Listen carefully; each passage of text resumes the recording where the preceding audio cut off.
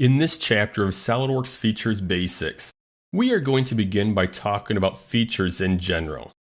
Then we'll look at the features environment, followed by a detailed look at many of the commands that make up the feature ribbon. But first, let's talk about the part that we see on the screen. This is a part that one of my students created. Now keep in mind there's many different ways to go about creating this part, and the method that this student used is just one of many. However, if you look at the feature manager tree, you will see that this part consists of many different features.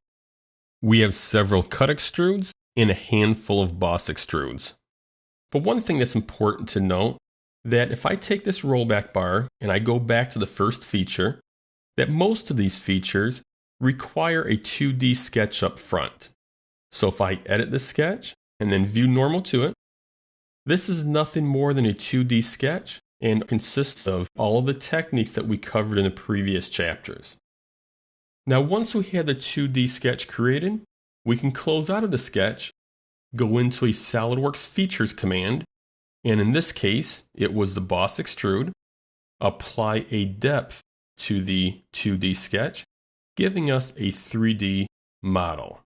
Now as I take this rollback bar and bring it down one more feature, once again, you see we have a 2D sketch before we create the 3D feature.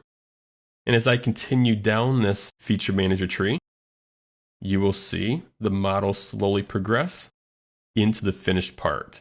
Again, a 2D sketch, and then our feature command, which is cut extrude. We have a slotted feature next, counter bore, through hole, a couple more hole features, and then we have the tombstone shape that you see here. And then we have another extrusion, another cut extrude, and we finish up with the last cut.